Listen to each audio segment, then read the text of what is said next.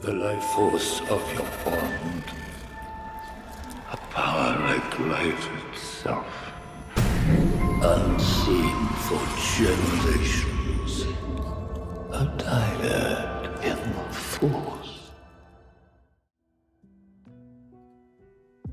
What's up, guys? Welcome back to another episode of Dyad in the Force, episode 173. What's going on, Choco? Is it 173 or is it like kinda? I don't know. It's gonna be an interesting episode because we are gonna be taking part in a roundtable with some of the best amazing creators from across Star Wars on all platforms. So I'm really excited about that. And at the helm is gonna be our good friend, Star Wars Lawyer. How's it going, guys? Hey. Hello. Hello, what have we here? Exactly. It's good to be here. I'm really excited about this. This has come together really well. Darth 86 celebrates we're gonna be 24 talking about months of Project membership. 3 moves Necromancer. away from losing another game. You know? Cheer Yeah, up. it's always good to be able to like this is why I started making content in the first place, is to mix it up, to get a bunch of creators in and to just hobnob. I think we'll have a lot of interesting opinions, both for and against. But yeah, Project Necromancer. Shout out to Darthman86 for the 24 months. Also to everyone in the YouTube side for Dyad in the Force. We will be rotating out, so we're still going to stream the conversation through and through. It's going to be a wonderful We'll still be in the chat conversation as well. Yeah. What's up, Jake76, Baronessa, Quicksilver Girl, Pat's in the chat. How's everybody doing? Thanks for being here. The reason why I wanted to do Project Necromancer is because a good friend of mine, Bennett or Bina Bees, they did a video talking about Project Necromancer, and they introduced this concept called a crocodile under the bed. So I'm going to pull that up and play it so that everybody can see kind of where this whole process started from.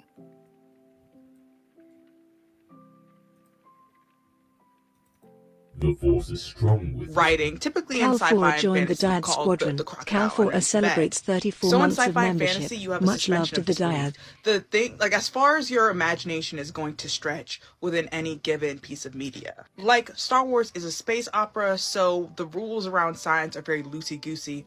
It doesn't actually fucking matter if there's gravity in space, etc. Because if you start addressing things like that, the story sort of falls apart and distracts from what the writer is intentionally trying to do. So when you are a fantasy or sci-fi writer, you have to understand what the crocodile under your bed is. Basically, the thing that you don't talk about in your piece of media, lest it fall apart.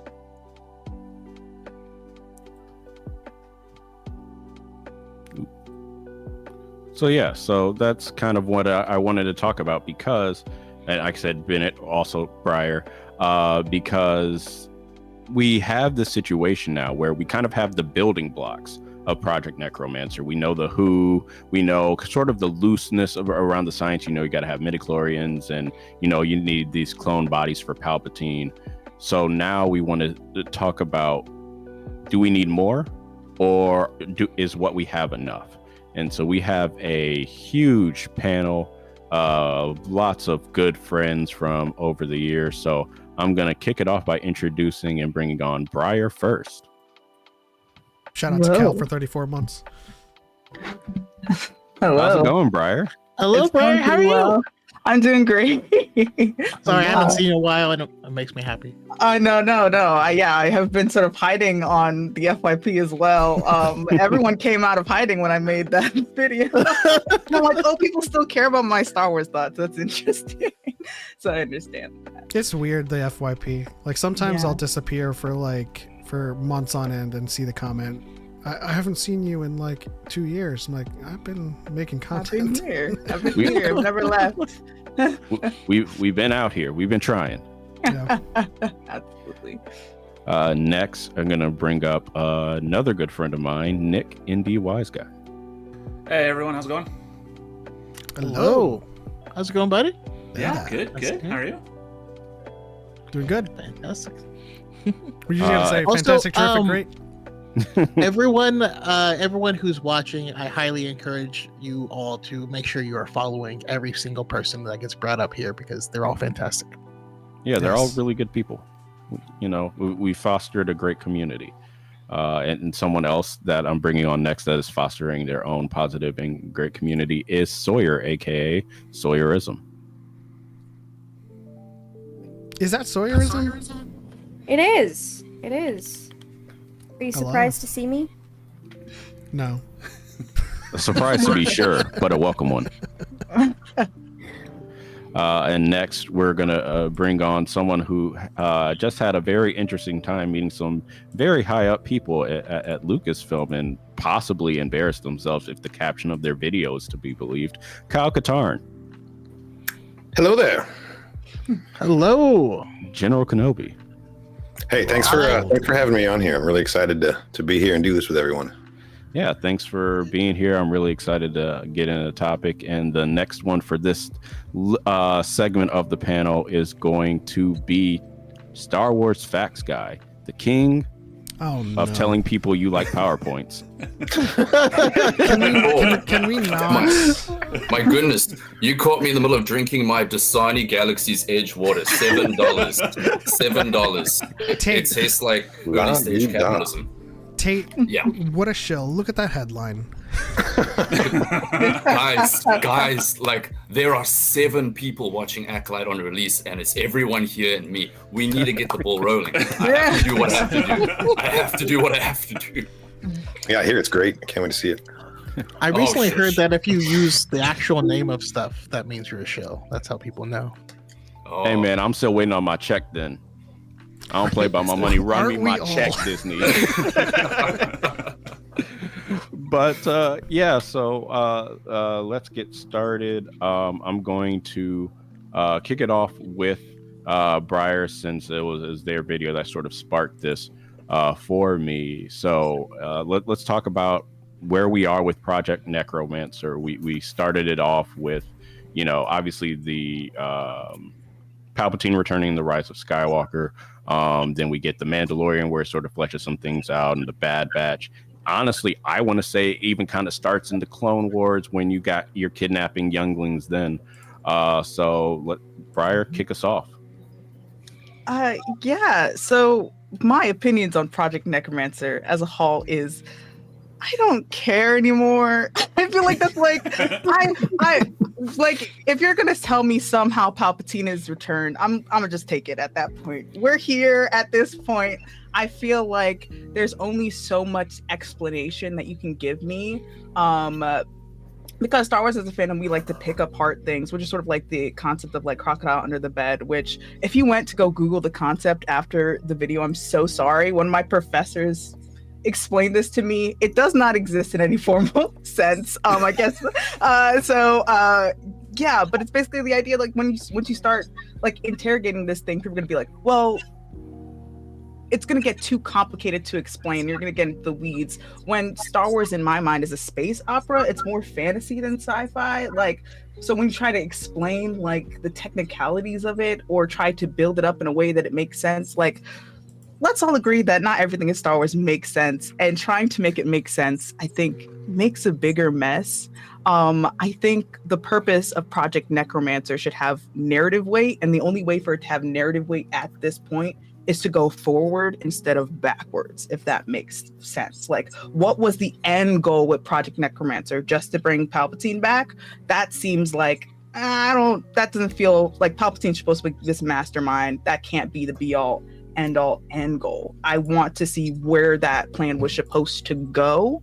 And that can only happen if we like, fingers crossed for the Rey movie, unless we move on past like events in the sequel trilogy. That's sort of like where I'm at right now with Project Necromancer. Okay. Any thoughts on that? I know we have a wide range of opinions on Project Necromancer, so it's just going to be we're going to feed off of each other. I mean, I have a thought, particularly about suspension of disbelief. Yes, like absolutely, that's how most sci-fi and fantasy, at the core of it, is like, if you examine it a little bit too well, it starts to fall apart. And while you're right, we shouldn't really examine things too closely, I will point out it is a time-honored tradition among Star Wars fans to come up with the most bullshit answers to questions and that goes all the way back to George Lucas. Like in A New Hope, Han Solo claimed that he can make the Kessel Run in less than 14 parsecs. Parsec is a unit of distance, not time. So he's not really saying his ship is fast. He's saying he can get there in less distance. And when this was pointed out to George Lucas, he said, well, actually, the Kessel Run takes you close to a black hole, which bends the space and time continuum. So he goes closer to the event horizon, and he's daring pilot. And he pulled that out of his ass. He absolutely did. But that is something that is as old as Star Wars fandom itself, I think, is coming up with these ridiculous explanations. And I think it's a tradition. It's a tradition at this point. But the reason it's necessary is because if you start to examine it, it really doesn't make sense, at the core of it. Yeah, the context of the conversation was because he was trying to say the Millennium Falcon was the fast ship. So then he goes into distance. It's like, if you're like, bro, at 30 miles, I can get there in 10. It's like, what does that even mean? I think for me, the Necromancer as a lore person is just the intrigue is in the lore itself. Like, knowing more about it is not necessarily necessary. Thank you, Captain Redundant. But learning more about what they were thinking about in terms of a narrative perspective or a writer's perspective of how they were going to connect these dots and these threads is something that's interesting to me. So it's not necessarily like if we don't get anything from Project Necromancer, any more of it, it doesn't matter to me. I don't think I need it all that much, but like watching it in real time with Choco and Choco going, "That's Dathan," and I'm just like, yeah, this is like interesting stuff to me. It's more about expounding the lore and going into those weeds purposefully. But I agree, we don't really need more of it. Yeah, bringing up Dathan, I think that is one of the cool aspects when you have like a character kind of grow out through it, and you have this different kind of vine versus like the main through line is like, okay, we're going from the beginning of the Empire to the sequel trilogy, and this is just this main through line, and all these other characters are kind of surrounding it, versus it's like, all right, let's branch off from this main vine. We're going to follow this other character, and then there's these adventures with Dathan, Miramir, they have Rey, you have Luke and Lando kind of surrounding that vine, and then you tie it all back in with Rey being, the granddaughter of Palpatine, and he wanting to inhabit her body. Like, that works to me better than trying to explain the nitty gritty of like, okay, we need beings with M counts, and because it's like, that's fine, but like, I want this to be more about the characters. And for me, the Bad Batch, that was better. Like, Omega's planning on escaping, Omega's, like tooling all of her story arc from season 1 till now. Like, that was what the core for me was when it came to her relationship with Project Necromancer. The science and everything else about it was just like, yeah, that's fine. Yeah. And the science about it too hasn't really been explained. We know that they're looking for people with M counts, whether they're possible younglings before the Empire comes up, but never is really explained as to what it is makes them more efficient to that Project Necromancer than any other person in the galaxy. And I think that's fine. I think it kind of goes back to what both Kyle and Briar said. It's like, you don't need to explain it out to the nth degree. It's happened. It's this cool thing, whether you like it or not. And let's move on, because there's so much more story to tell inside of this galaxy, and we keep circling back to these same core characters. It's like, let's go on a brand new adventure. Yeah, if I can build off the brilliance of what everyone has said so far, I think it's we're all kind of on the same train of thought, really. And I think what it comes down to with the fandom at the end of the day, and the kind of culture that's been fostered, is that there always is a desire to explain things within Star Wars fandom. And that's kind of the way the projects have been. That's kind of the way the novels and the shows, that's the way it's developed over time. And it turns the discussion into more of a lore versus a narrative opinion. Not to divide into camps, but you either, you can see the lore angle, like, yeah, Star Wars is a beautiful, rich tapestry and everything weaves together, and it's fun to chase and connect the dots with friends. And then you get the narrative aspect where it's like, well, narratively speaking, every project should be able to stand on its own and have its own integrity and its own merit.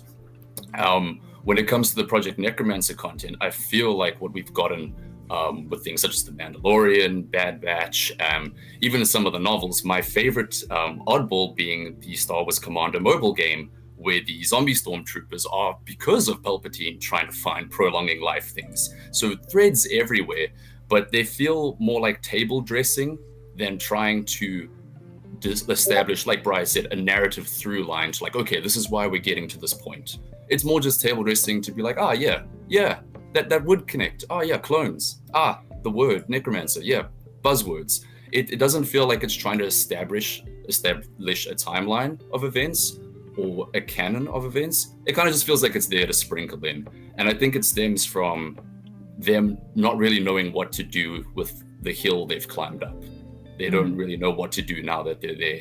And I think they are realizing, like, yeah, guys, we kind of hedged our bets a bit too much on this. And I can see them weaning away from it. But it's been a very weird 5 years of them oscillating between let's justify this extensively versus let's distance ourselves from it as much as we can.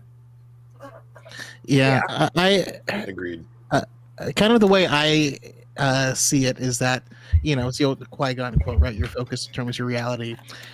And unfortunately, there's been a heavy focus from some people in the fandom on tearing down projects, and then because of the effort to tear down, well, now they have to kind of bolster pull back and put more emphasis on that aspect to explain it, versus George Lucas was just throwing spaghetti at a wall like the entire time. That's what all of Star Wars is. That's what all the Clone Wars is. When asked, oh, what planet does Obi-Wan come from? He didn't know. He said Stew John because he was talking to Jon Stewart. And that's how it's always been, right? And then now Disney picks it up. And it's interesting because Disney seems to be taking it a lot more seriously than George did in a way. And then gets made fun of for not doing it at the same time. Now, as far as Project Necromancer specifically, I mean, all the threads are there, especially if you're a fan of the expanded universe. If you read Plagueis, you know that Plagueis's master was heavily into science and all this stuff, and then they were trying to use to marry science and Sith technologies and ancient techniques in order to prolong life and all this stuff. And obviously, Palpatine was heavily involved in cloning. He has all of the resources in the world. His master was trying to attain this. Every Sith Lord is trying to attain immortality. Oh, they attained immorality. They're immortal. Oh yeah, they succeeded on the immorality part. They're not the good guys. They're not the good. But all of the threads are very obviously there. What was it, the Star Wars 2015 comic? You had, what was his name? Cyclord 5? Silo 5.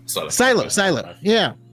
He was just clone himself and come back. Like, it's happened in Legends. Like, I mean, it's a thing. The breadcrumb in issue number 12 of that story. He's got Luke's hand floating in a jar on Exegol to like be used as like a specimen for, blank. They still haven't defined it, but Yeah. The thing I think needs to be realized by Disney is that the people who are not going to accept it aren't going to accept it. That's done. So I don't think we need any more. I think it's fascinating. I love the lore aspect. I don't ever think lore should overtake narrative, or the explanation should overtake the narrative. And so that's kind of where I'm at with it. I think I can offer an interesting perspective. No, let's not bring Luke back. I think.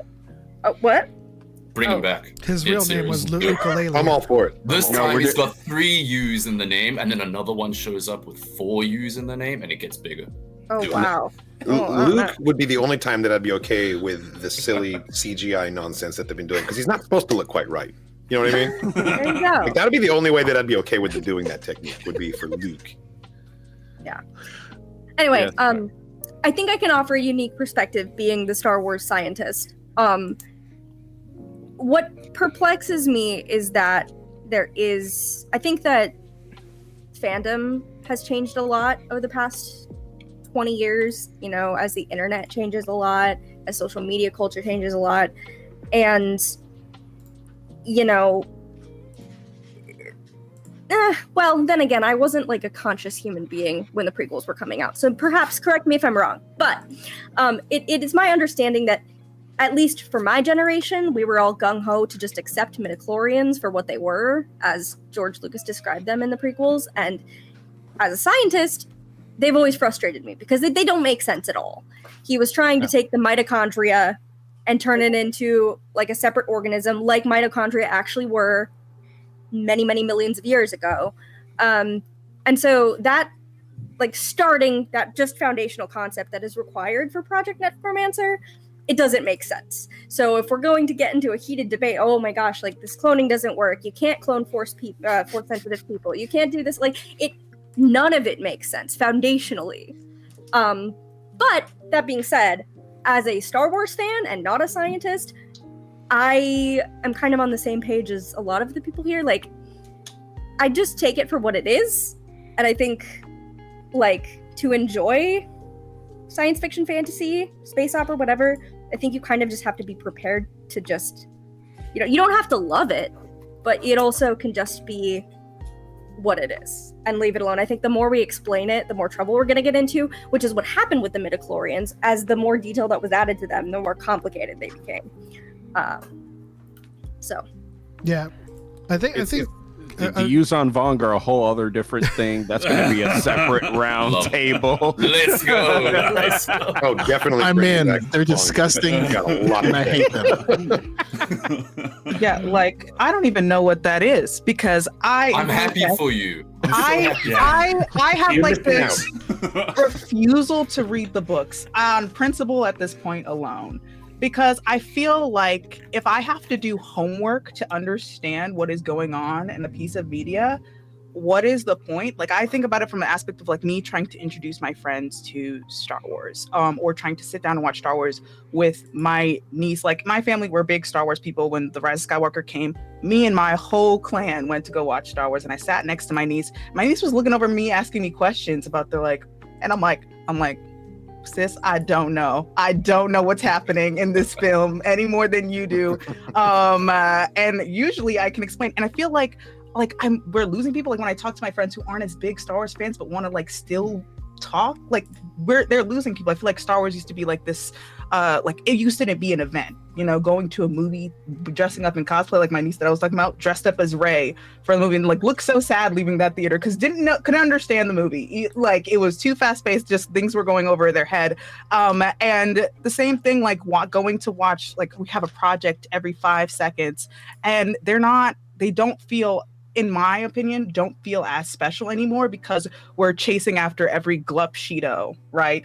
Every explanation. And I feel like Project Necromancer is like emblematic of that larger issue in Star Wars. That like the fact that I didn't even know I haven't had a name until I made that video. I didn't know that the Palpatine Project had a cool name. I'm just like, in my head, I'm like, somehow Palpatine had his return. Was I happy about it? But I'm like, that at this point, that's a good enough explanation for me. I don't need to think about it too deeply. And now we have projects, because when Omega was first introduced, I'm like, Omega better not have anything to do with Palpatine. And then when they started introducing that, I was like, I guess here we are. We can't just have a character that stands alone, I guess. Like, and I felt very much like Omega's obviously Omega's an interesting character, and I love Omega because they did an excellent job with the character work, but it still feels like the origination of that character was solely to explain this thing that I felt didn't need an explanation. Like, I enjoyed the Bad Batch, but I'm also just like, what is the narrative purpose of Bad Batch? What is it adding to the larger narrative and themes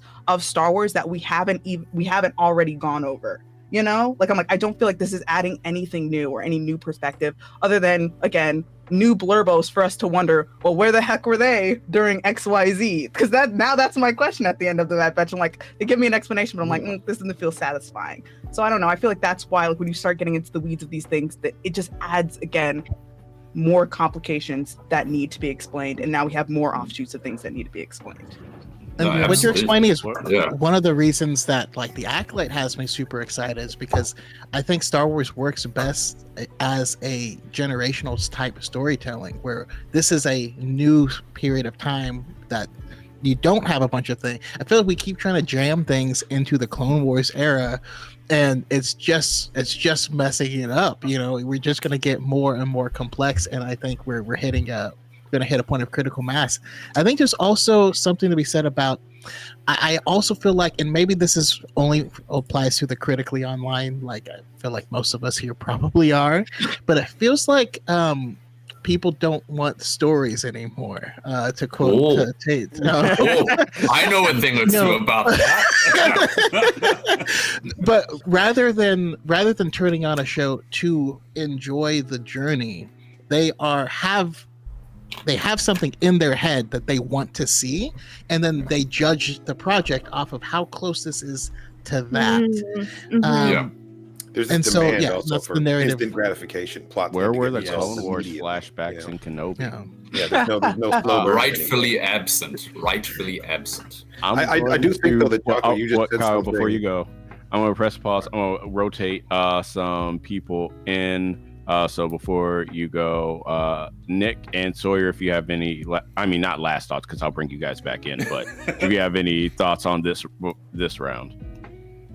Go ahead, Sawyer.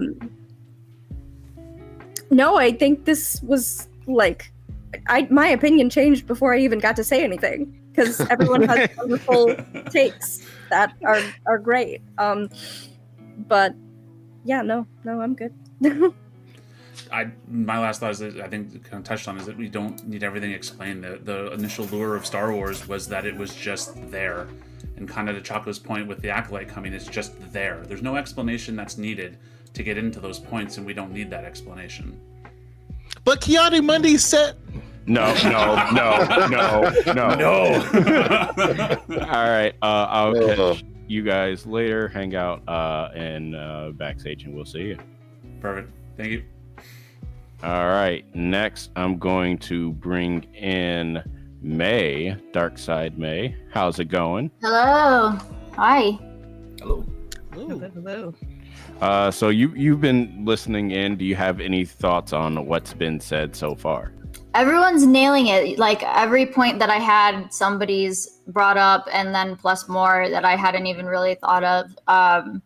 I like the dark side a lot, so I'm kind of thinking about Project Necromancer in a way where like how does it like connect to kind of like Darth Plagueis and like the trying to form a dyad, and then there was all of this time. I don't know if y'all remember back when it seems like Grogu was going to be more of the Omega of everything, and then it kind of switched. So like the one thing I have an issue with is kind of like, why does it start and stop so much? Like, why is it so difficult if this man's like, you know, all powerful, even if he is like not really alive or, you know, going on, he has so many lackeys. Like, why has like Omega been able to blow it up? Why has hi Crystal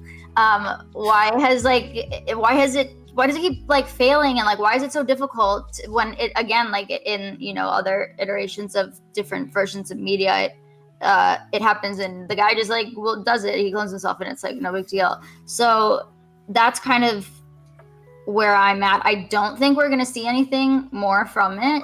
I just don't. I think at this point it's kind of like you would have to go and explain again like so much in order to be like, well, how did it come back, and then how did it actually transpire, and then like do we care because something awful is going to happen to somebody we care about if we do get that side of the story? Probably, most likely, because it seems like young people have to get hurt in order for this to work, and like I don't want to watch that story, like not really. So the one thing that I would be curious about, just because I love Katie O'Brien, is if Elliot Kane like might have something to do with that, and if they would ever explore that aspect of it, because she seems very involved in a very shady way with these sorts of things. But I don't really have that much to add to what everybody's already said. One of the things you said though reminds before you me go, of, Choco, I'm gonna bring up one other person, Jared the Dark Jedi. Howdy, howdy, howdy. How's it going? Hey, Jared, nice to see you. Good. Hey, very, very excited. You know, share some screen with some folks I haven't gotten to. Briar, back in the day when I first joined TikTok, you and Choco were like some of the main people I was getting into my For You pages. I trained it very quickly that I like Star Wars and figured that out pronto. So it's that's exciting. It's exciting, and obviously, Choco, you and I've done several things together. So. Hyped to share some screen time with some folks I haven't gotten to work with either ever or in a while. Yeah. Well, I'm rotating out right now, but get out of here then. Before you go, I wanted to respond to something you said earlier. You said something that was a perfect response to what Briar was saying about like what does the Bad Batch add if it's just about Omega, like what? And I think that what you said about the Clone Wars era reaching critical mass, that's what the Bad Batch was supposed to add, was closure to sort of end that chapter. Like if anything, the contribution to Star Wars that the Bad Batch gave us was like an end to this era definitively. Like they sank Camino, damn it! Like it was to me a very overt closing of the book. No more Clone Wars content. No more era focus. It's done. That I think is what the Bad Batch contributed. Fingers crossed. So just real quick, three real quick things. May, what you describe as one of my favorite things about Palpatine is that he is this like super powerful evil, has all the wealth and riches, and all of his plans are constantly being foiled by like Padme giving a speech and inspiring the galaxy. And he's like, God damn it. You know, like everything is just it's so thinly there that any disruption, I love that about him because Palpatine sucks in the best way. Yeah. Kyle, I love your beard, and I've been wanting to do something with you for a long time. So it's just great to actually meet you. Jared, I was trying to do a Darth Vader Bejeweled edit, but it came out so cursed that like I almost destroyed my computer. So that's what I was. That is so funny. I want you to know I've been sitting on the edge of my seat ever since that one stream you and Element did, where I was like, what is he cooking? Like I had no idea. I could not. I was so on the edge of my seat. I was like, I have no clue, and I love that, but that is sensational. It was horrifying. I had to kill it with fire. Anyways, we'll be back, y'all. All right. Thanks for hanging out. Choco, I'm going to bring up Emma Leia Hutzlayer next. And then Kyle, if you got one thing to say for this last round, and then I'm going to rotate you out. Sure. Yes, I guess just in summation of my thoughts. I don't love the execution of Project Necromancer, particularly the implementation of Palpatine's return initially. Like, I have less of an issue with the lead up, the retroactive lead up that we're being given, but like Fortnite, that was a weird choice. that was a weird choice, and even someone like me, I don't think I can defend that choice. I will defend Project Necromancer though, because I feel like it's no sillier than Dark Empire's resurrection storyline in 1991. It's no less outlandish than that. And if anything, like I said with art direction, like the big floaty Palpatine arm thing, freaking cool visual. Like I really like the aesthetics of that return. So yeah, I guess I'm in the pro camp, if anything. All right, thanks, Kyle. We'll get you back in here later. Now gonna bring in Lady Dragon JJ. Hi. Hey yo. Not somehow still a hater. If you also wanna rotate me out, I just have like a parting idea just to build on what Choco said and what Kyle Katarn said. I think it's clear that with that episode being the series finale rather than a season finale, that was the closing of the book. And I think the point of inserting Project Necromancer into this show was to just kind of sprinkle in the salt and pepper of it's gonna be a rough road for Palpatine, and it's going to take all the way to the Rise of Skywalker for him to see any kind of reward or conclusion to his project. But I also say like the pursuit of the finer details is a journey away from mystique, and I think all they've given us is perfect. They don't need to give us any more. It's kind of like lightsabers, when everything about lightsabers is cool and it's fun until you watch Hacksmith's lightsaber and you realize the technological limits, and you look at what it's capable of in today's technology, and you're like, that's not a lightsaber. And so it takes away the mystique. So I love the Bad Batch for setting that up, and I agree that more of the finer details is not needed, and it should end there. All right. Well, you're gonna be backstage, so I don't think that'll kick you out of the streaming. But we'll bring you back in later. But now I want to hear from Emma and JJ, since they're both in here, and I just saw your caption is somehow still a hater. I know, and that killed me. I mean, JJ, you're so real for that, honestly. Oh my god. I have to respect it. You know what? I want to be nice. I want to be reasonable. I want to be classy, but God has different plans for me. I'm that serious. I hate that movie. I hate that choice, and I hate Clone Palpatine. I will never budge. I will never back down. And this is coming from somebody that loves Sith lore and dark side lore. It did not work for me. It did not land for me. And for me, the issue can be personal because it's gendered, the way it attaches itself to Rey as a character that I love, and she is forever, and I hate to use this word, tainted by the stench of the Clone Palpatine introduction into this lore.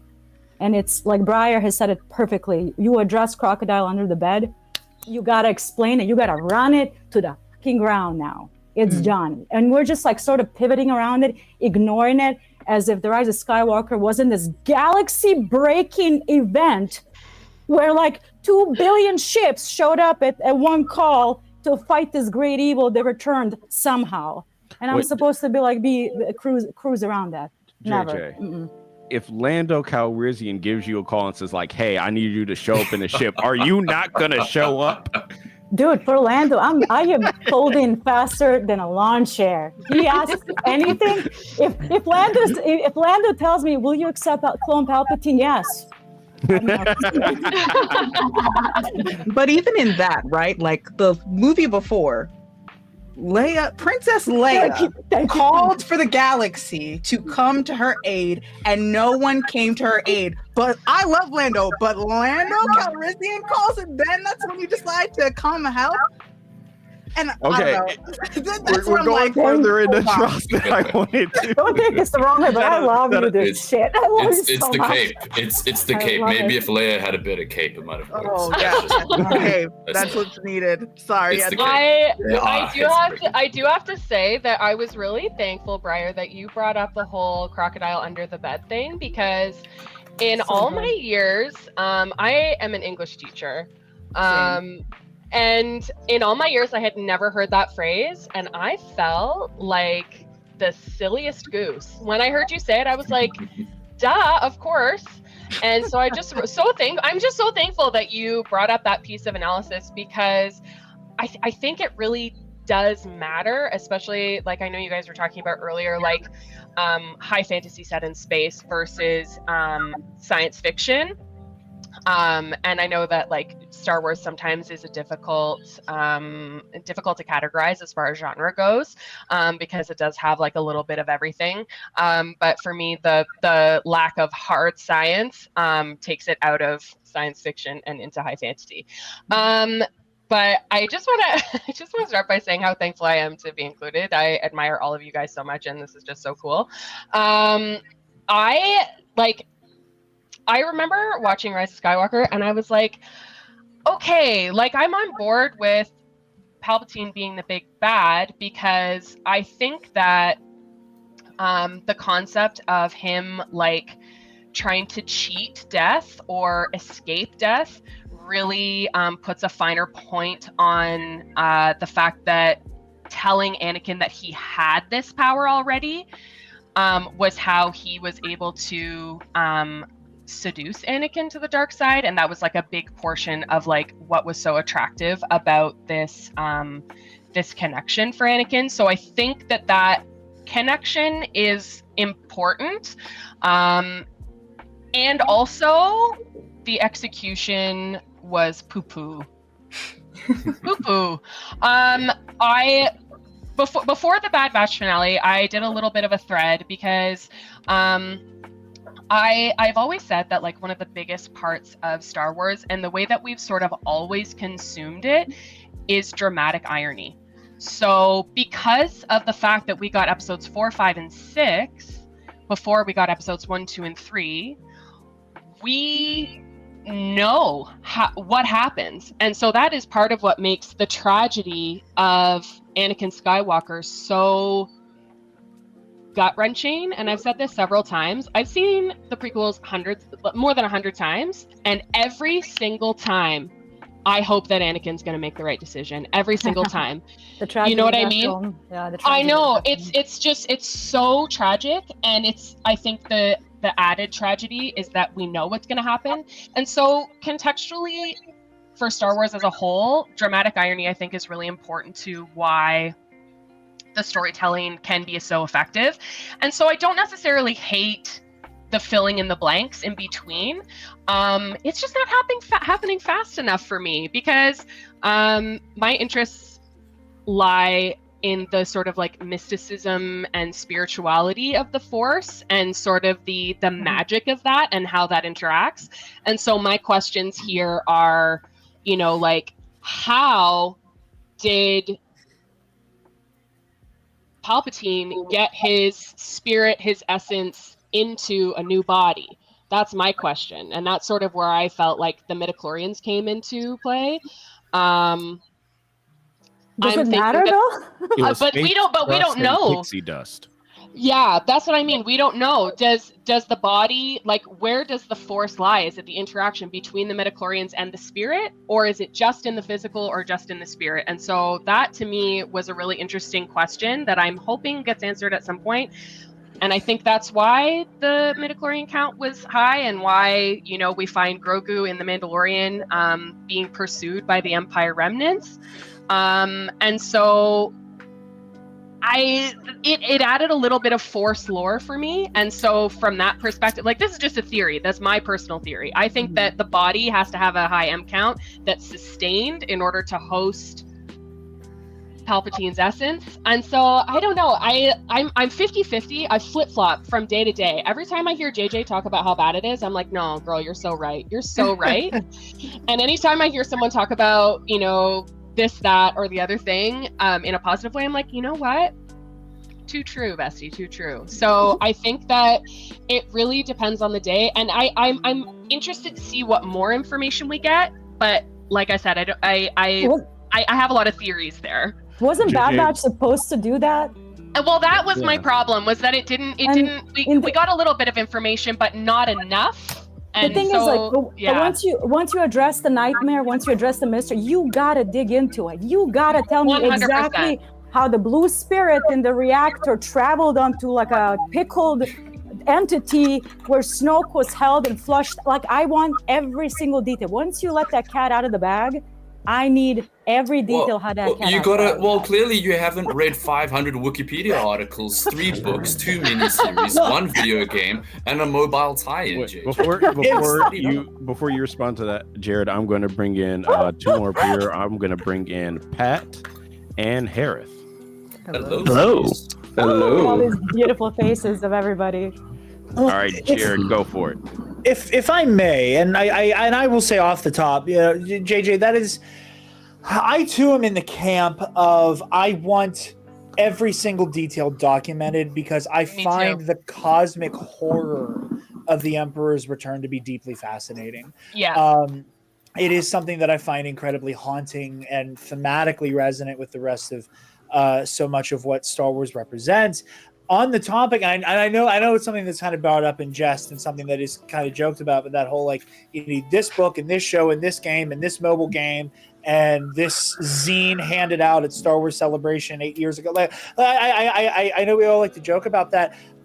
Personally, I'm firmly in the camp that, like, in terms of, like, what a normal person fan who isn't in the weeds and in the trenches like all of us, people a casual enjoyer. That's what casual enjoyer. I see the movies, I watch the Baby Yoda show type people. Sounds amazing. I wish I was there. I was literally gonna say that. I was just gonna say that. Amazing. The Get people me out of who here. chosen peace. That I do think there's enough in the movie. I think there's enough presented to just be like, cloning, dark science, secrets only the Sith knew. Okay, we see the world. We see this vast cloning operation.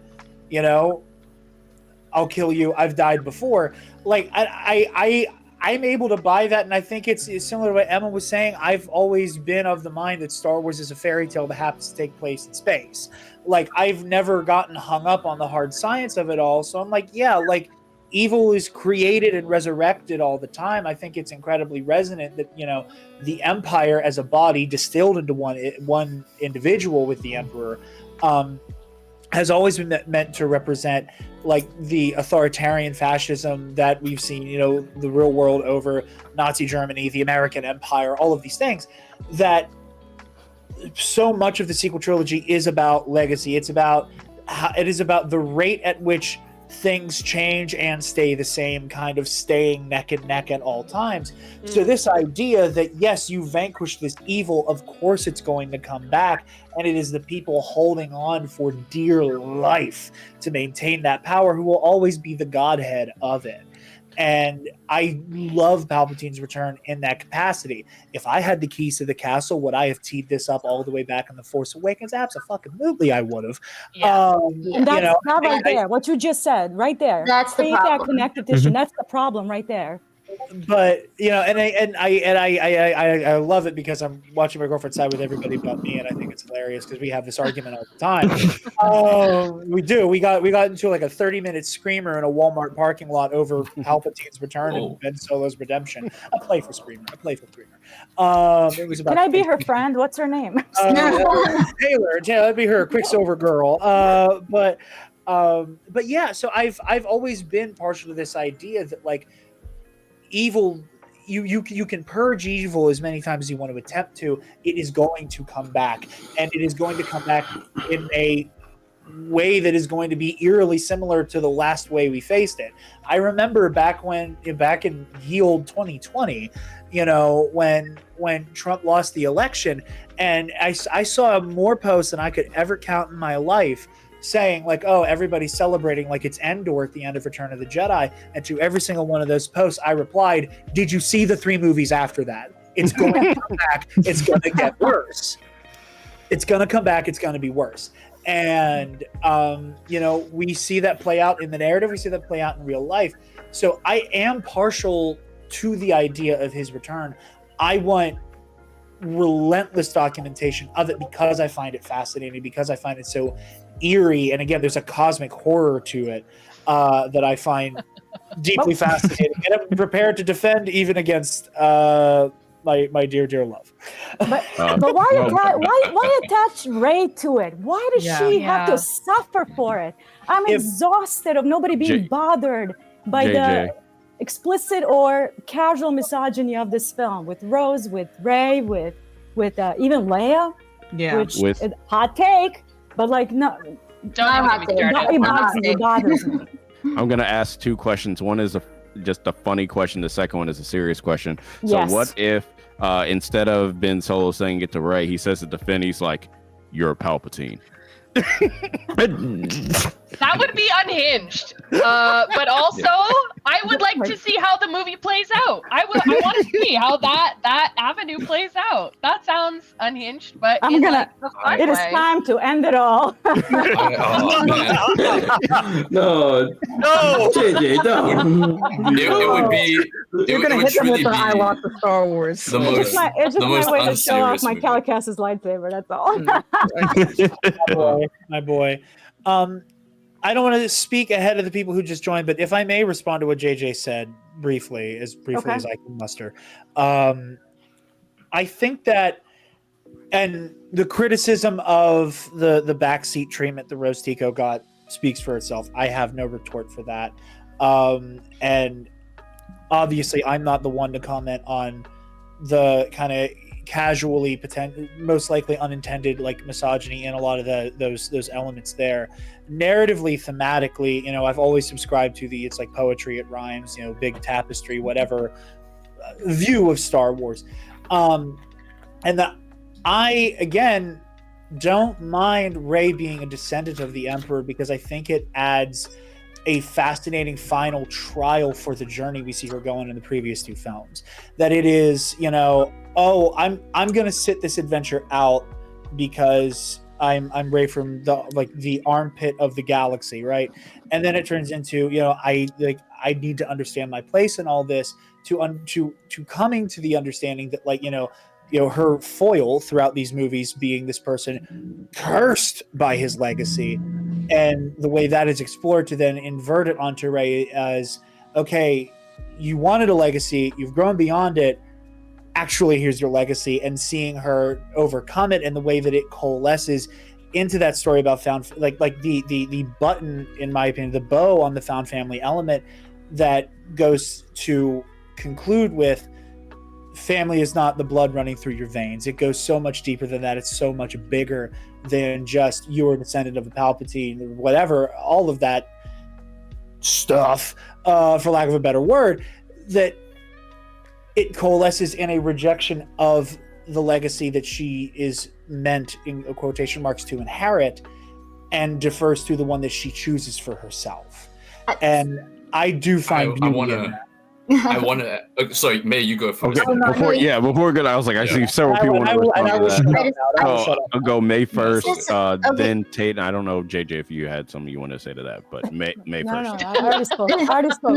We're getting into other big themes like misogyny, and then when you talk about found family, that's a very queer concept. And I always think of characters like Rey, and then Scotty Holiday did this amazing video. If you haven't seen it on Cal Kestis's queerness, as more putting the queerness on him as opposed to him being queer. But I think that none of those things that you mentioned have to happen like, or none of those things that you said, like they can also happen without the Palpatine of it all.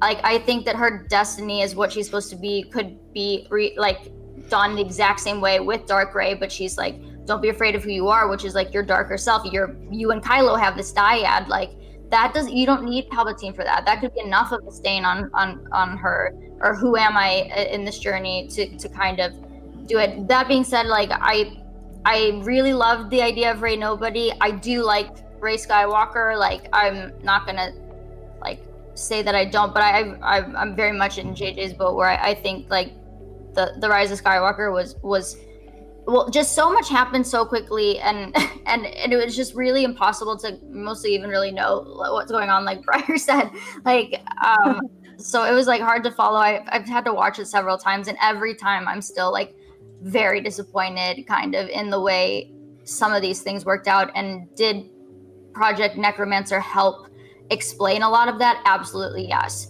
Do people need to go that would only watch the movies and have to go watch, you know, a show that they might not necessarily watch? Well, they should, but like, are they gonna? It's just, it goes back to like how deep in the lore do you want to be as a fan? So that's just my take on that. And may I add one thing? Oh, you go first, JJ.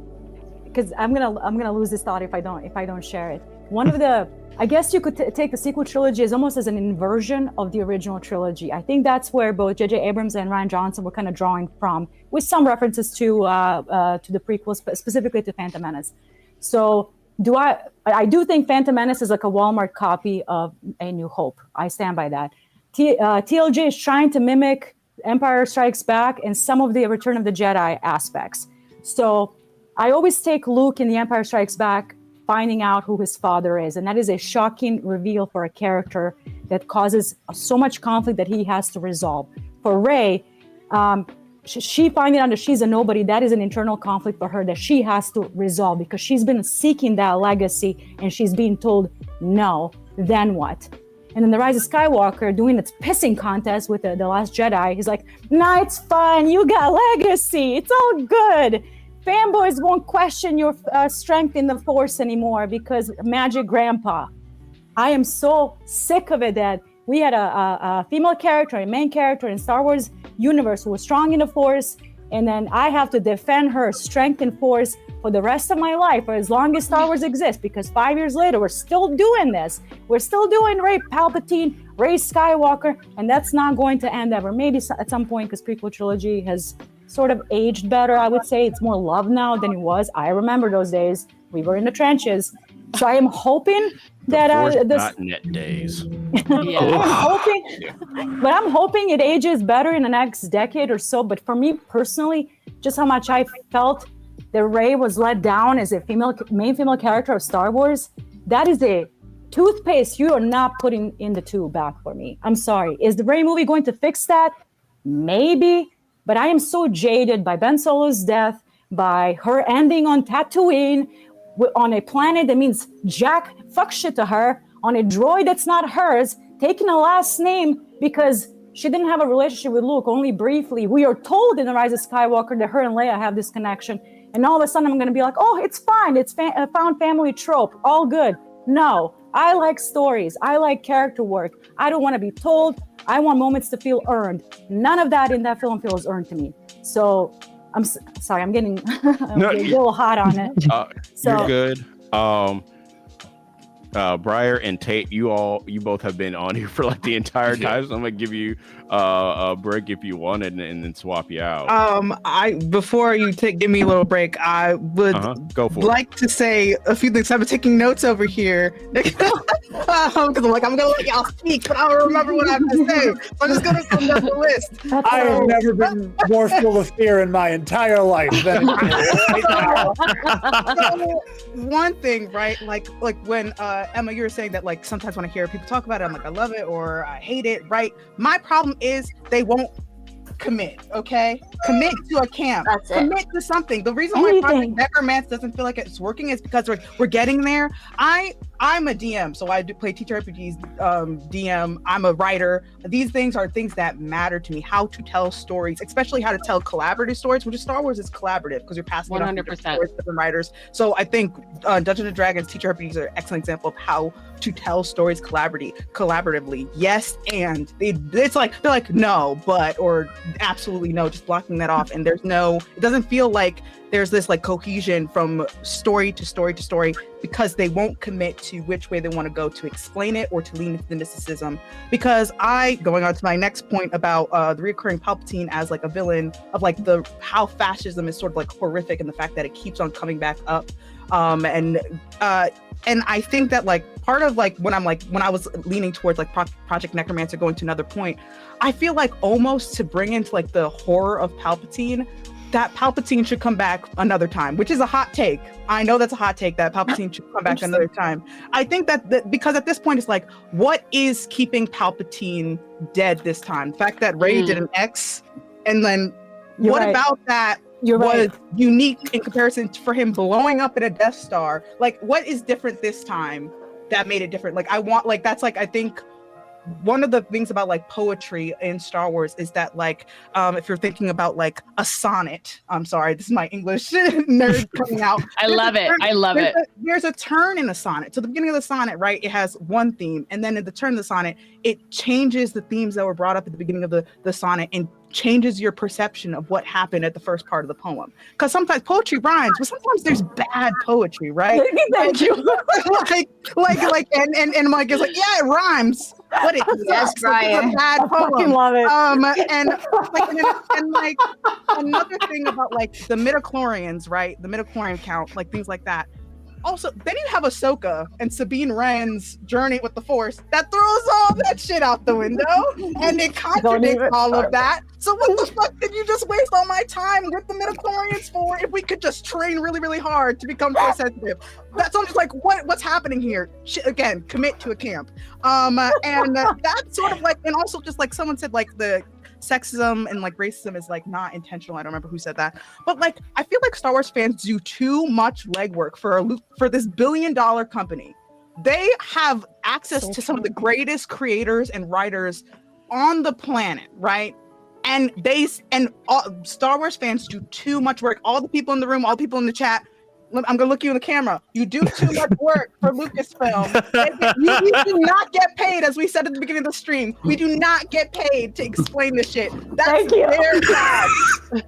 Okay, and that is like the end of my list. We are too forgiving. This $1 billion company that should know fucking better how to do this, because there's 1 million of us online. Thank you. Who are so creative and are so intelligent, and the fact that they seem to like miss the mark constantly. At one time, it becomes a pattern that we cannot excuse anymore. Hire more nerds. Hire more nerds. Hire more nerds. Be more diverse. Like it's not that hard. There are more of us, as Chris. No, it's absolutely 100%. And that's the end of my list. And I can go on break now. You can kick me out. Subtle plug for the There Are More of Us show. Yeah. What a way for Briar to end on. I love it. Well, not end. Just take a break, get some water. Okay. You know, right. you put in that leg work. If I could offer something, I agree with a lot that has been said right here, especially about this.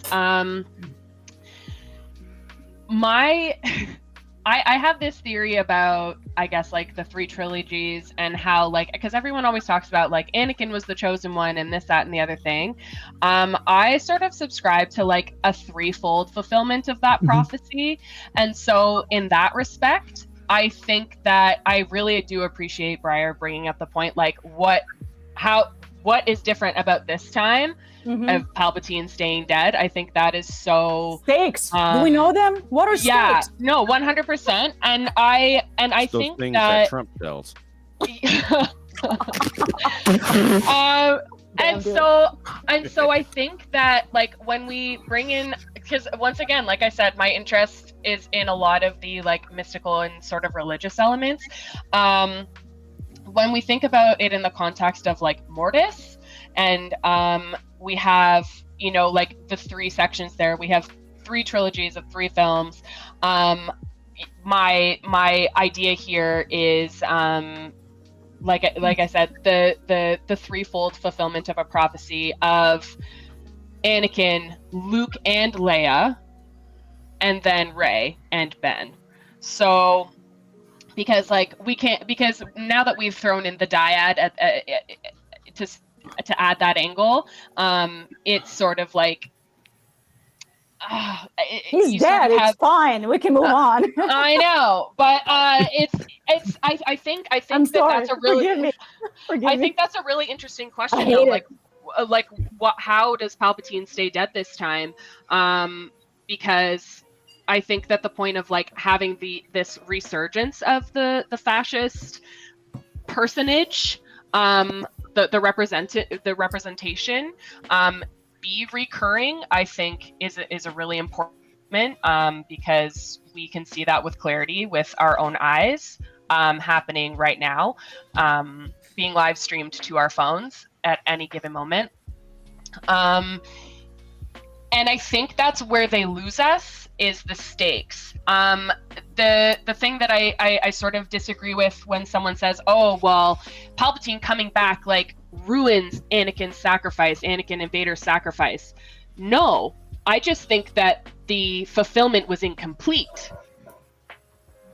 Because not only do you have to defeat the fascism evil, you have to actively reject it as well, which I think is what was powerful about that moment that Rey had in Rise of Skywalker. There are moments of that film that I really like. There are moments of that film that live rent-free in my brain. There are also moments of that film that I'm like, I'm sorry, but who wrote this? The fact that Ben Solo says exactly one word after redemption. I know Briar and JJ are ready to roast me right now because they're both just like, I can't do this. I think that sort of, for me, what rings true is that it's not only rejecting the Choco's not wrong. I don't believe it. What? Again? Because Finn said it in the Rise of Skywalker novelization. He's just like, yeah, there's not coming back. No, see, that's it. Finn's gonna get one thing in that movie / book, and that's gonna be it. Yeah, I think that those are important questions, and I think that's sort of where does the Project Necromancer information end up mattering in the context of, is it different this time? I personally think it is, but I would also love to see Briar's idea about it, another resurgence. I mean, I think there's something to enjoy about every Star Wars. There's something to enjoy about all of them. Is there a lot of absolutely nonsense, bad things? Correct. Yes. Yes. Sorry, if I may, sorry, Chris has been trying to exile me to the nether regions of the Force for like 20 minutes now. I'm ready to wrap up and say my piece, and then poor Pat and Cole have been so patient, so I want to let them have a turn as well. But to kind of build off of what everyone's been saying, I've got so many notes, guys. I've been writing like 3 pages of notes. Let's hear it. Let's get Kate's essay out here. I want to condense it because everyone's got to have their turn. But basically, the crux of it for me, I can't insert myself too deep into this conversation in some ways because all the beautiful rhetoric that's been happening for the past couple of people, it's been a very gendered topic. I can't speak to all of that stuff, so I'll bring it back to what I'm more consciously aware of and able to engage with, which is, again, it's the lore and the narrative debate. It's the nature of that. And kind of what Jared was saying, I know you didn't mean it, and I know you didn't mean it, but the way you said actually, now you're a Palpatine. That specific diction is the through line of J.J. Abrams' narrative process. Actually, Oh my it's God. this now. Actually, it's this. Now it's this. It's not even, as much as it's a bit, it's also something he's genuinely admitted to. He calls it the mystery box style of storytelling, where he loves to leave open-ended, unanswered questions. That's his structure and that's his approach. And you pair that with the Star Wars fandom. Look at my username. I'm Star Wars Facts Guy. I'm raised on the idea of wanting to know as much as I can about all these amazing things. I love that I know what every single person in the cantina in A New Hope is doing. I know their names. I know their backstories. I love that. The problem is, and I think it's what Emma was saying so beautifully. Emma was so brilliant.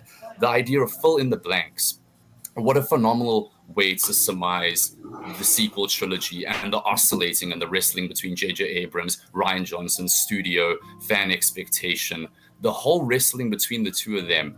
And I think it kind of plays itself into the first two trilogies. George Lucas is very candid on how it is the monomyth. It is Campbellian in structure. It is archetypes. It is not serious. It is not meant to be serious. The sequel trilogy doesn't know where to take itself.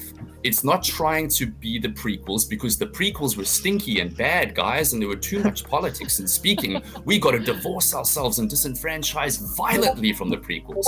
But then it also wants to be the original trilogy in wrapping paper and in table dressing, without the archetypes, without the character tropes. So what you have is this weird experiment where they keep trying to fill in the blanks to appease every crowd. And it doesn't work because you're basically left reading alphabet soup.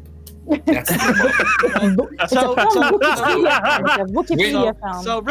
I do want to say before we do there, I did bring Luke on. Luke, say your quick piece before I want to respond to something Tate said, and then ask a question to the group.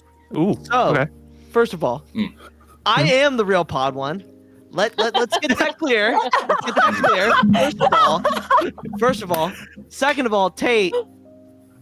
This is why everybody needs to pay attention to Tate, because this man has all of like the nuance and everything, and I love hearing him, and we love hearing Tate talk about certain things and stuff like that. So yeah, but I just wanted to and happy Pride Month, everybody.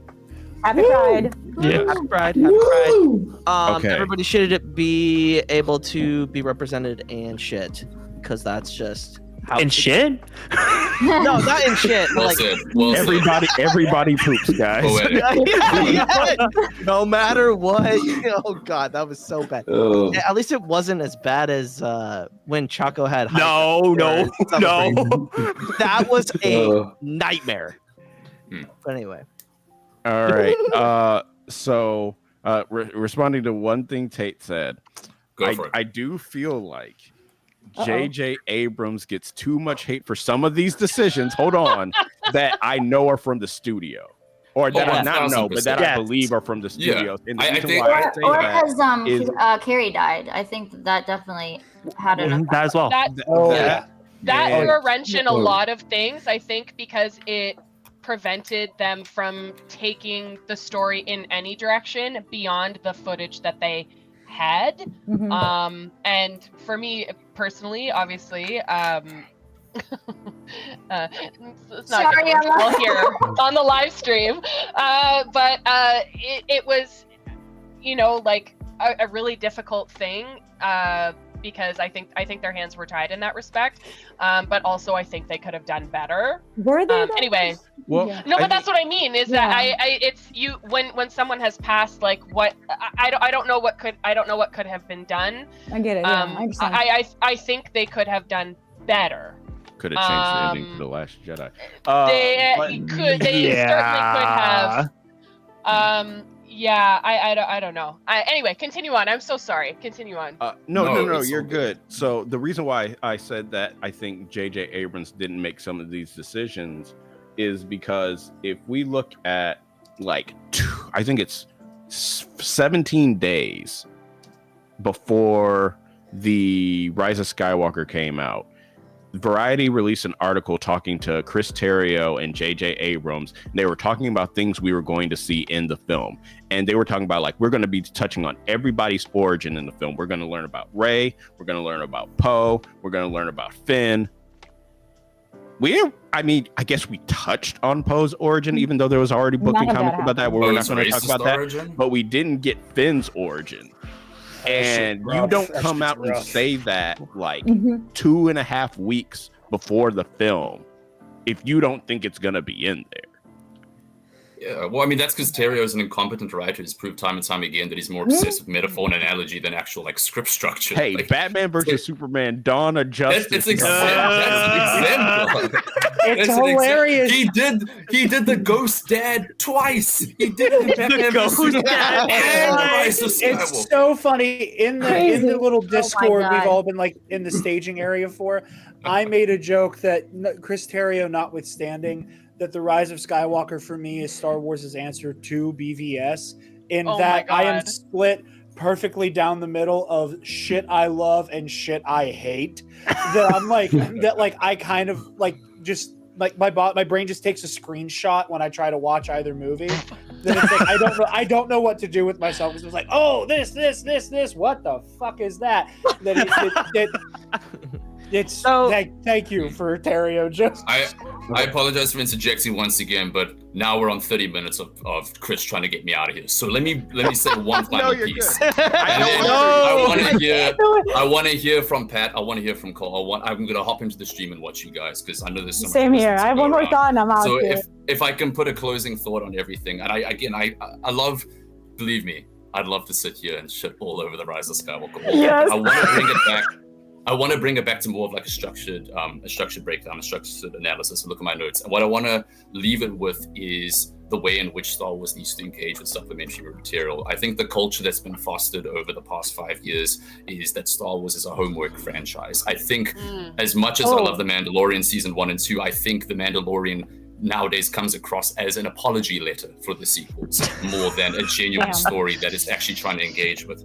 I think the way to approach Star Wars going forward, if you want to use a fun analogy that you can share around the dinner table, think of it like eating out at a restaurant, right? You've got your main dish and you can pair it with a wine and it'll be really good and it'll enhance it. You've got your prequel trilogies, you can pair it with the Clone Wars and Brotherhood by Mike Chen and it will be amazing. But if the main dish is underwhelming and you buy other things to substitute, that doesn't fix the fact that the main dish was underwhelming. You're substituting your enjoyment with something else to enhance your overall experience. And I think that's the problem. And I think going forward, I hope there's more of a conscious effort to kind of make that main dish real good. Think, for example, again, ACOLYTE streaming June 4th only on Disney+. But there's a wonderful one-shot comic about Kalnaka that's coming up by Kavan Scott.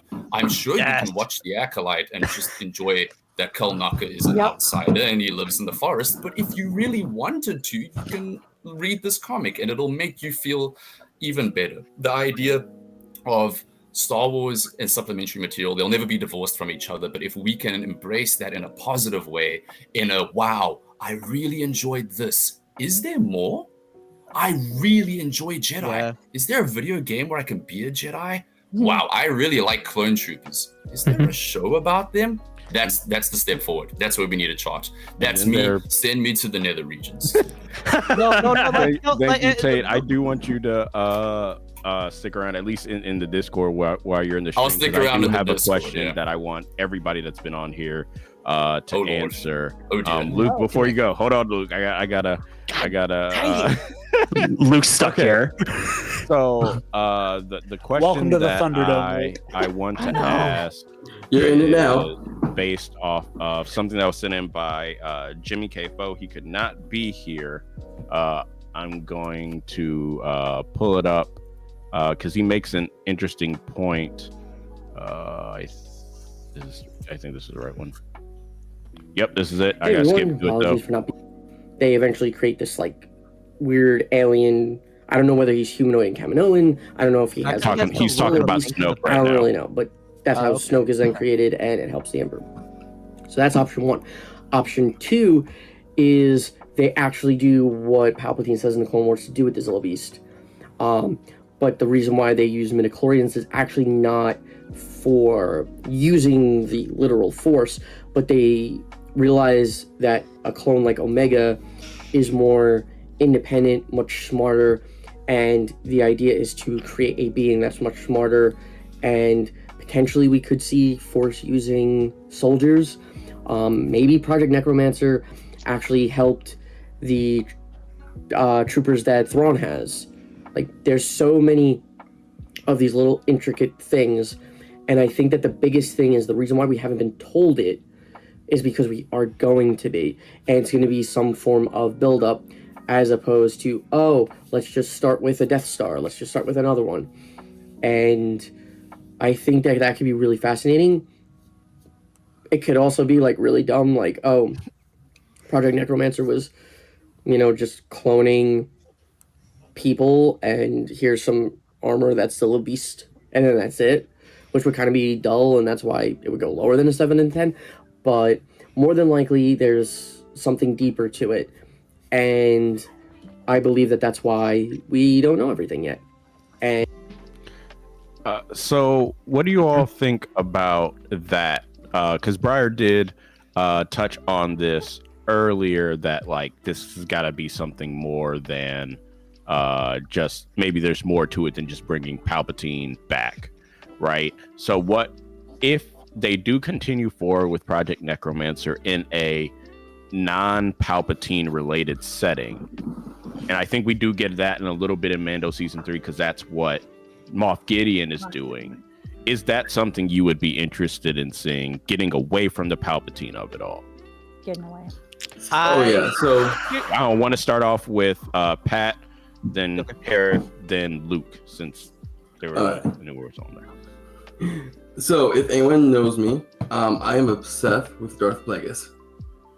And Darth Plagueis is one of my all-time favorite novels, and this is why I love Project Necromancer. It's because it gives us that foothold into Sith alchemy and Sith science that we can see they can do anything with.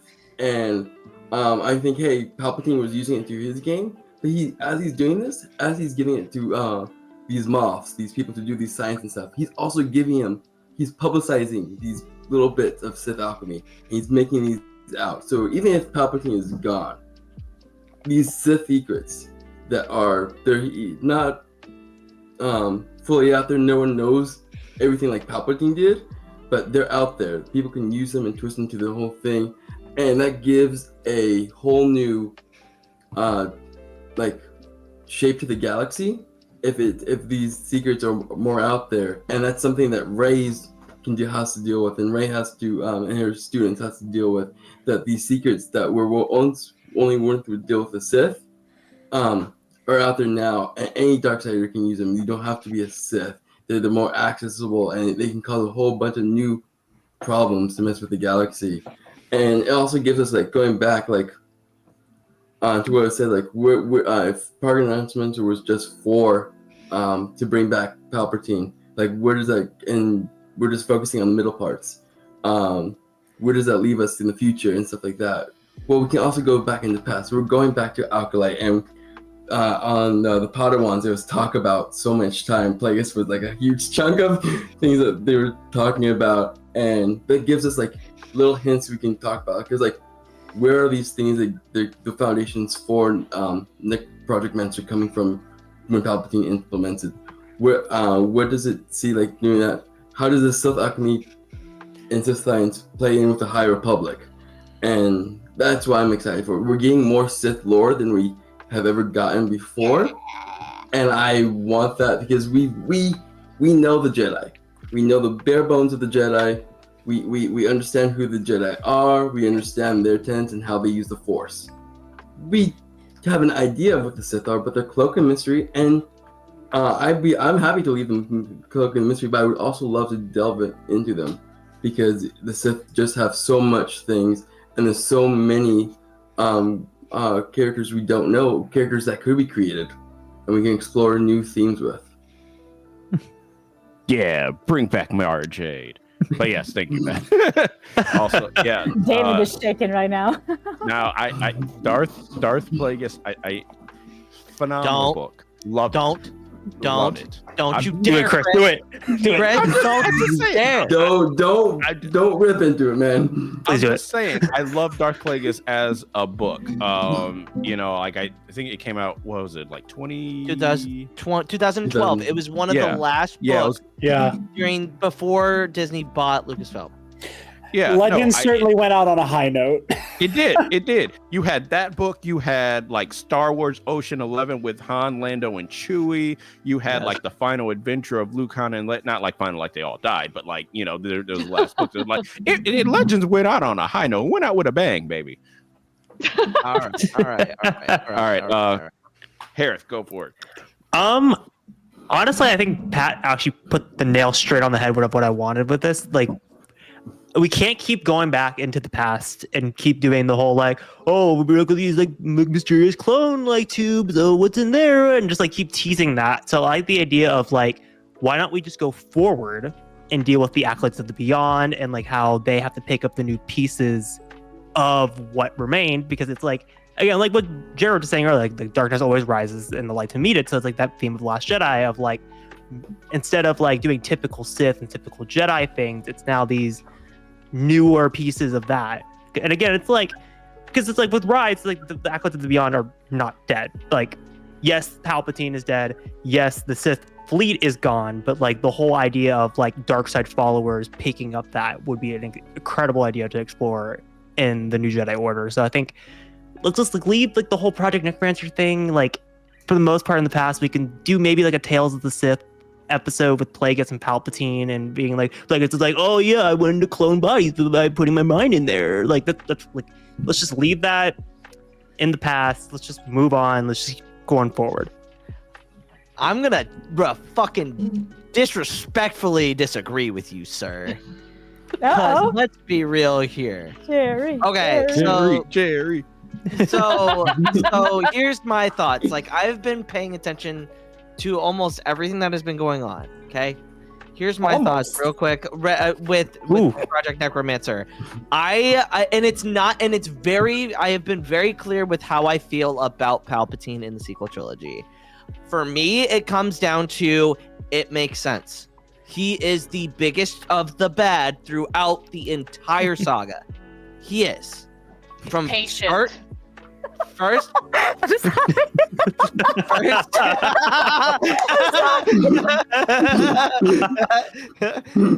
So that's so funny. Oh my god, that's so great. Oh my god, that is so good. Speak on it, Briar. Speak on it. Same. Anyway. So It's not all bad guys. Come on. Luke doing a fucking wormhole is the worst thing I have ever seen in my life. That's terrible.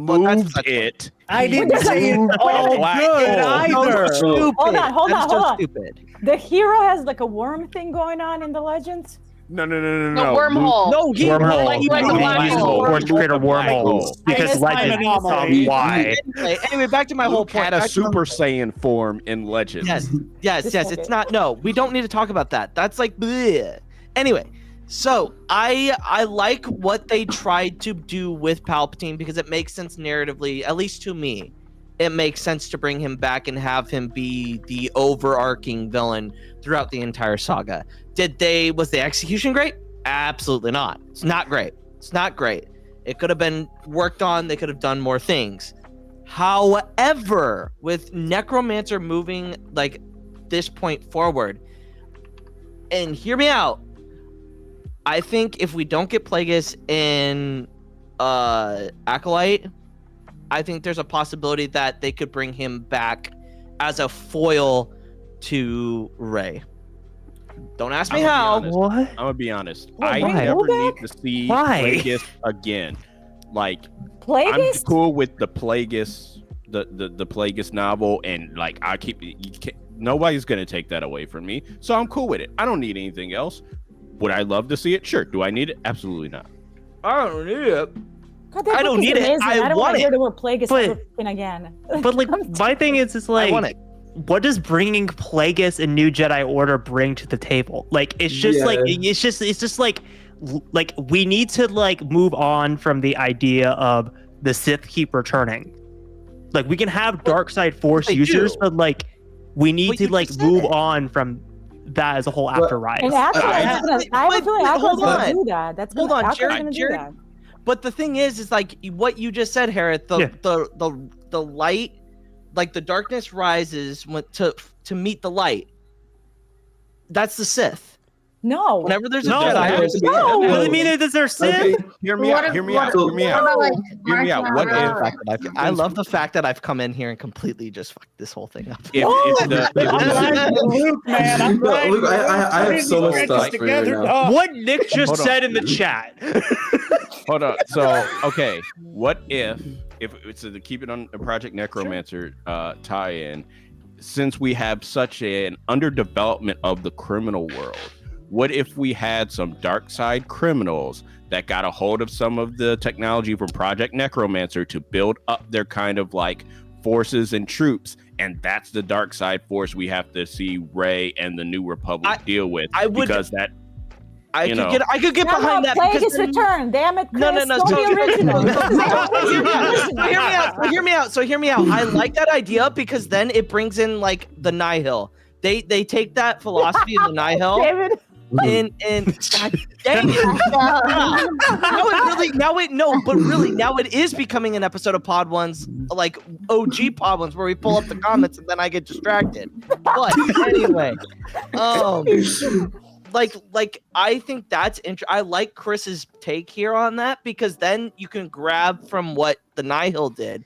They're not force sensitive, but they are evil. So it's like, take that kind of piratey, kind of like, we don't give a shit about what's going on.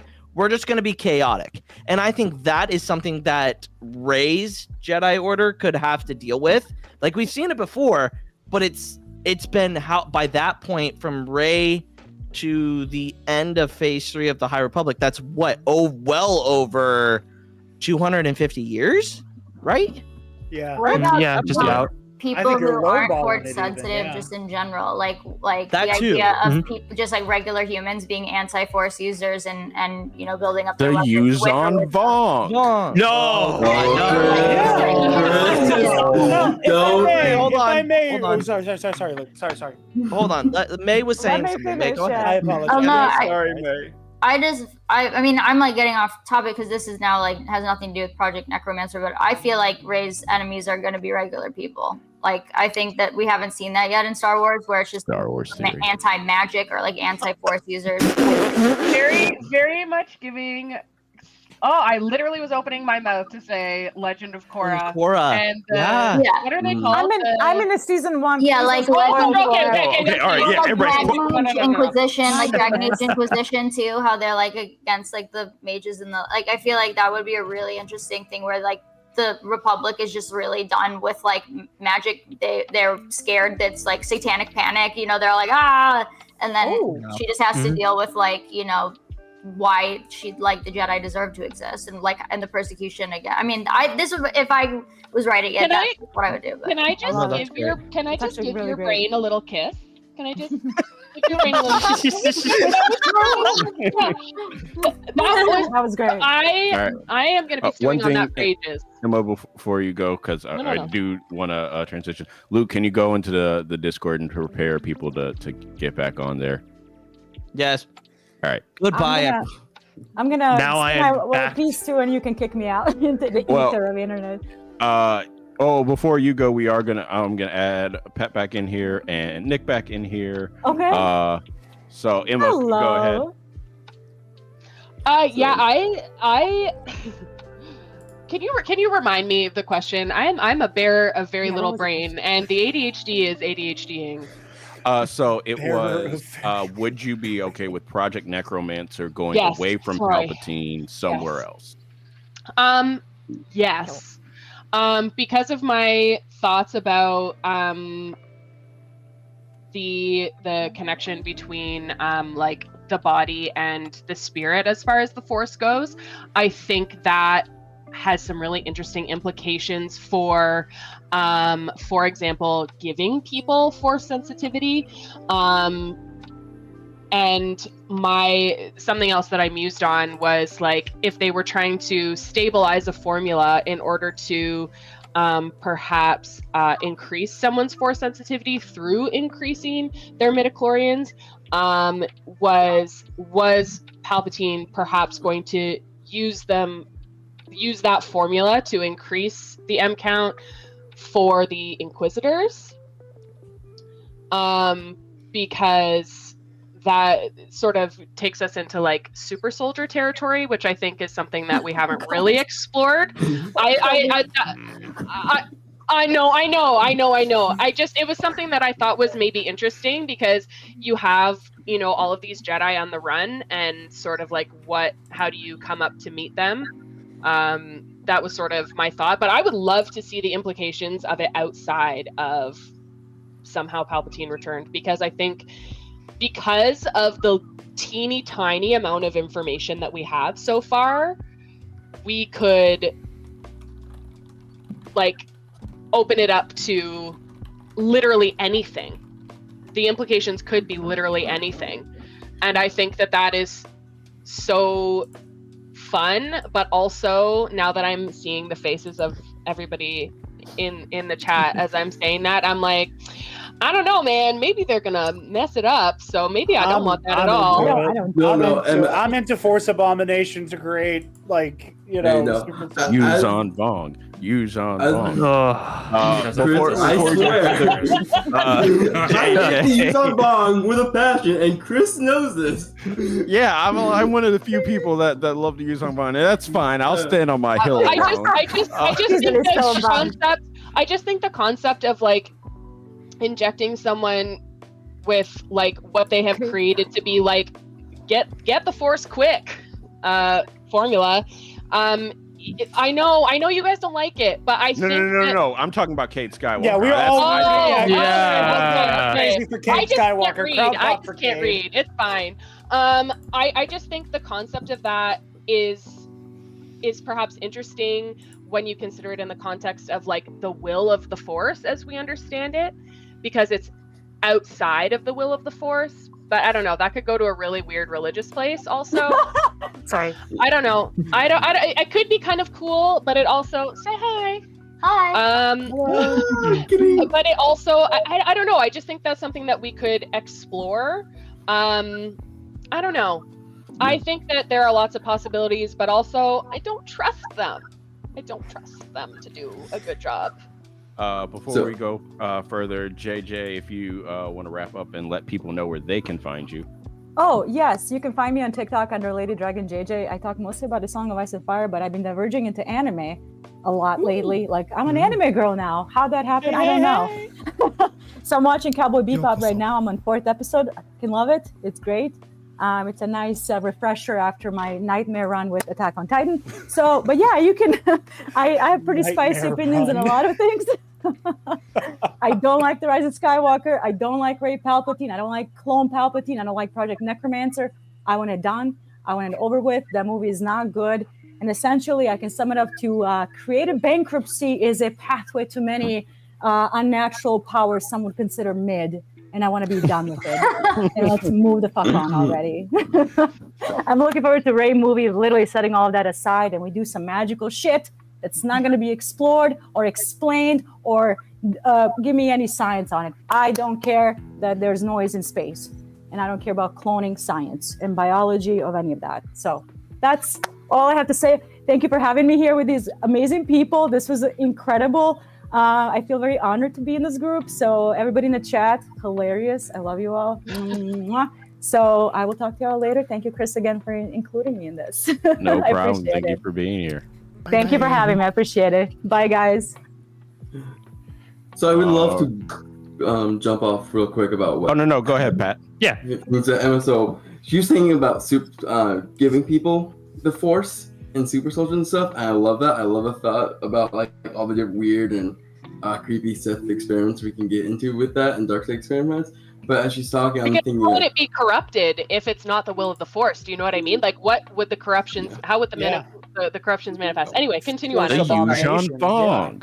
If it isn't the will of the Force, then it would not throw it gonna into happen. imbalance. Oh yeah, I feel like it's worth saying. Fellow Yuuzhan Vong enjoyer over here. Oh no, they The unholy trinity right now. Jedi Order, baby. Yeah, no, I'm right there. Naminor, one of my favorite Legends characters. I'm just gonna throw that out there. So, but like, what happens if you can go the other way with learning how to manipulate midichlorians and take the Force away from someone? We have instances and stuff where you people who are Force sensitives have to purposely close themselves off to the Force. But what happens if you have a Jedi Master like Rey, and they've gone through this journey, the spiritual journey, to understand the Force and their place in the Force, and then all of a sudden you can take that away from them, or take away from these new students who are coming in and they've been lost. And they find a connection, and now they're in danger, and that connection is. We're getting into Dawn of the Jedi. It's almost weird inevitable stuff. to go down that stuff. storyline. when you have I know powers, it's almost inevitable that eventually a story has to come up of someone losing and then regaining that power. Yes. As a way of examining the relationship between like these powerful people that can use the Force versus the layman who cannot. Mm-hmm. And it's really hard to tackle a concept like that without it feeling automatically derivative, just because every story involving powerful people, someone's lost that power and had to gain it back, and it's hard to find a new lesson to learn there, without retreading old ground. I totally agree. That is a great point, and I am very disappointed in myself that I did not think of it myself. But thank you so much for saying it. Since the advent of midichlorians, we've been so focused on this relationship between the science and the mystical, and if you can take away through the science of someone's Force sensitive, where does that leave the mystical part? And we can finally get that exploration and that balance, and figure out that balance between the two. And I think it really goes well with what May was saying, and like that type of pitch of like people like the New Republic being kind of against the Jedi. Because I always like the idea of like Rey's New Jedi Order kind of being separate from all that, of like kind of going back to what they were in like the High Republic, where they're like more separated from the Republic and all that, and they're like independent, like almost like officers, like peacekeepers. So I would like the idea of like what is Pat is saying, what is May is saying, of like people being like, yeah, we're done with the Jedi Order. Like we've seen the cycle like 2 or 3 times. I mean, just they're move afraid on. of them. It just has to be like a story about fear. I mean, all of these stories are stories about fear, but we haven't looked at it from that perspective yet, which I think would be so cool. If I may weigh in on the question, because I find it deeply fascinating. First things first, my idea for the villain of the Rey movie is going to piss everybody off. I think it should be Darth Crate, and I'm working on a whole video essay about that. There we go. Asherad, baby. Oh, dude, I ride hard for Asherad. I could talk for hours. But on the topic of should Project Necromancer stay centered on Darth Sidious, and I think that's an interesting question, because I love this idea, a la Moff Gideon, that the people involved with Project Necromancer, because Palpatine is not there to oversee it himself, you have people kind of nickel and diming little elements for themselves, like Gideon kind of hijacking it for his own kind of proto super soldier type project, which I think is really cool and fascinating. The thing that has me say you can have these like spin-offs of Necromancer doing whatever, the core focus of it should, in my opinion, works really well centered on the Emperor, because while Palpatine is so crafty, he is a master improviser. When something zigs when it was supposed to zag, he's able to zog and somehow get it all back. The thing that I love about Project Necromancer is that it emphasizes his crucial flaw, that is that he cannot learn from his own mistakes because of his narcissism. His hubris, yes. That, like, again, you look at his grand plan to eliminate the Jedi. Well, use this clone army of fully disposable whatever, and surely that will work just fine. Well, the clone army thing blows up in his face because they set back Project Necromancer a crisp couple decades when they, fuck up Mount Tantus. Cool. But then he says, well, I'm still going to stay with the cloning thing. I'm not going to pivot to a plan B. Okay, well, you could have done that, whatever. This man can't stop building super weapons. You know, like, okay, Death Star got blown to hell. Death Star 2, baby, bigger and badder. Okay, that got blown to hell. It's a whole fucking planet now. Like he has this one track mind of, I'm just gonna keep trying it because eventually this will work. So the idea that he can't abandon this project, I'll just keep turning Jedi to the dark side. Surely Maul and Ventress and Vader and the entire Inquisitorius being this pecking order of people who all want to usurp each other. Surely this won't backfire, even though he creates a rival out of Maul. Anakin Skywalker kills him the first time, like because he died and got better. That is the sticking point. I've alluded to the arguments that my girlfriend and I have over this, and that is always my sticking point of he did die. Are you suggesting that somehow Maul returned? Somehow Maul returned. Somehow, when you don't have a body, that tends to happen. But so I do love the idea that it is. You put ice on it because he put trash on it. Is what he did. It just got dumped in the He garbage just plugged truck. the hole with trash, though, dude. I mean, just put his Force essence in some rice. He'll be fine.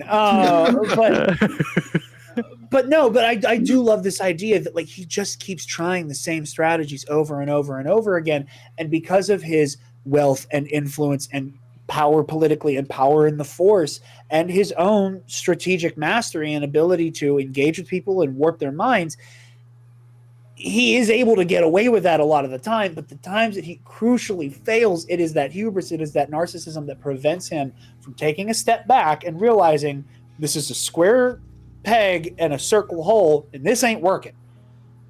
So I love the idea It's that like there are. they like to I just like the Sith whole thing is they manipulate the Force to work like for like them, which is why if you want more Sith stories, you're gonna get more science. So because that's what they look at it scientifically, clinically, like.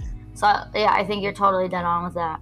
it's hubris, it's narcissism, but I think at its core, it's also cynicism. He banks on people making the negative choice, and the inherent goodness in characters is always what catches him off guard.